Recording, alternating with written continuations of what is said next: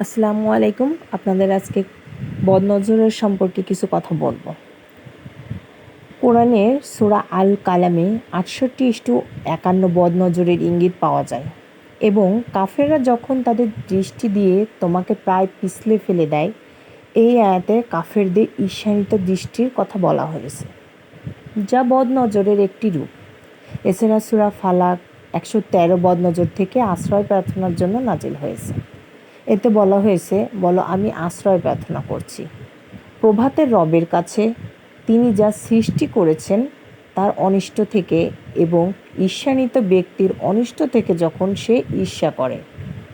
এখানে ঈর্ষান্বিত ব্যক্তির অনিষ্ট বলতে বদনজরকেও বোঝানো হয়। হাদিসে বদনজরের বাস্তবতা ও তার প্রভাব সম্পর্কে স্পষ্ট উল্লেখ আছে। কয়েকটি গুরুত্বপূর্ণ হাদিস বদনজর সত্য। রাসূল সাল্লাল্লাহু আলাইহি ওয়াসাল্লাম বলেছে, বদনজর সত্য। সহিহ মুসলিম আয়াত ৬৮। বদনজরের প্রভাব, তিনি বলেছেন, বদনজর মানুষকে কবরে এবং উটকে হাঁড়িতে নিয়ে যায়। মুসনাদ আহমদ ২৫৫৮ আয়াত, এর অর্থ বদনজর মানুষ ও প্রাণীর জন্য মারাত্মক হতে পারে। প্রতিরোধের উপায়, রাসূল সাল্লাল্লাহু আলাইহি ওয়াসাল্লাম বদনজর থেকে বাঁচতে সূরা ফালাক ও নাস পড়ার পরামর্শ দিয়েছেন।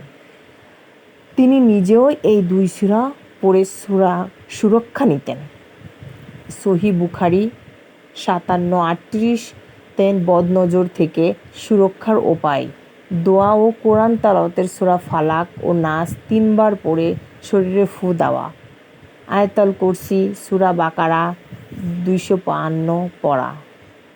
আউযুবিল্লাহ।